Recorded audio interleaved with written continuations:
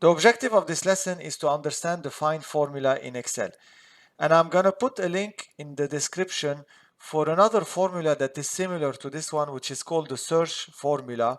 And I'm going to show you here the difference between find and search. So let's start. Basically, what I'm going to do is I'm going to try to find 23 within 1, 2, 3, 4, 5, 6. So how do I do this? I write equal find. I open the parentheses. I have the find text first. So I select my cell. Within text, I select the cell where I'm searching for the text. And then I have a start number. For now, I'm just going to select one and I'm going to explain to you what one means in the next example. So once you close the parentheses, you get 2. What does 2 mean? 2 means that my text in this big text start at the second character in the cell. So it starts from here, right? So if my text was here at the end, let's say, and let's say here instead of 23 you had 25, it starts at the 7th character, for example, and so on. So let's go back to what we have. Let's drag the formula down, and here we have the same parameters except that the start number is 2.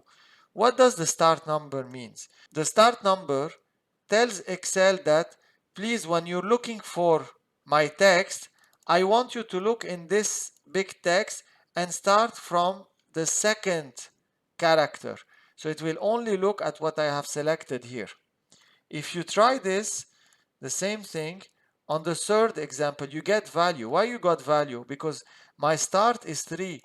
What does it mean? It means that it will only look at what I have selected here, and 23 is not there because it starts with 3, 4, 5, 6, right? So this is why you get value. So this formula allows you to start at a certain point in a text. Let's continue.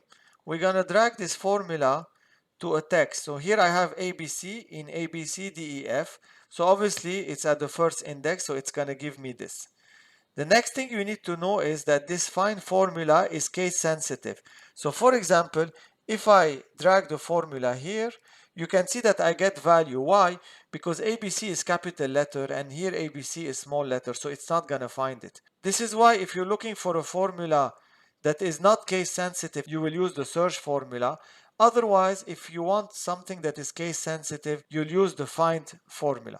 The last thing I want to show you is that if you have ABC and then you have DEF and then ABC again, if you use the formula, I'm just going to copy paste it, it's only going to tell you about the first instance where it finds your text. So here I have 2 times ABC.